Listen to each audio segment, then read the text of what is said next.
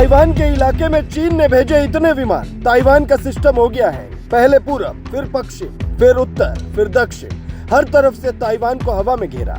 Iran के बाद Taiwan के राष्ट्रपति पर खतरा, चीन ने दी खुली चुनौती, जिंदा नहीं छोड़ूंगा।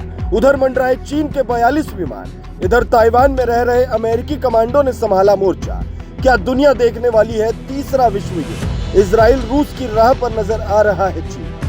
ये ताइवान का मैप है, यहाँ चारों तरफ चीन के विमान घूम रहे हैं। चीन ने मिलिट्री ड्रिल के नाम पर ताइवान की सीमा पर 42 से ज्यादा मिलिट्री एयरक्राफ्ट भेज दिए हैं, जिनमें से 28 ने मीडियन लाइन को पार कर लिया, जिसका सीधा सा मतलब है चीन ताइवान की सीमा में घुसने की फिराक में है। आसमान से लेकर जमीन तक चीन ने तगड़ी घेराबंदी की है। बॉर्डर पर लाखों की संख्या में जवान और पानी में दर्जनों की संख्या में पनडुब्बी तैनात है। करीब 15 युद्धपोत और 16 कोस्ट गार्ड शिप देखकर ताइवान की हालत ऐसी हो गई कि उनके नए चुने गए राष्ट्रपति, जिनसे चीन सबसे ज्यादा चिढ़ा हुआ है, उन्होंने तुरंत अमेरिकी राष्ट्रपति बाइडेन को फोन मिला दिया। अमेरिका के लिए ताइवान कितना अहम है आप इस बात से समझ सकते हैं कि ताइवान में हर वक्त अमेरिका के सैकड़ों कमांडो रहते हैं, जिन्होंने चीनी विमान को अपनी आसमान की ओर आता देख मोर्चा संभाल लिया। व्हाइट हाउस तक तुरंत खबर पहुंच गई कि अलर्ट मोड पर रहना, अगर चीन नहीं माना तो किसी भी वक्त हमें एक्शन लेना होगा। अमेरिका भी साफ कह रहा है कि चीन ने गलती की तो नहीं छोड़ेंगे।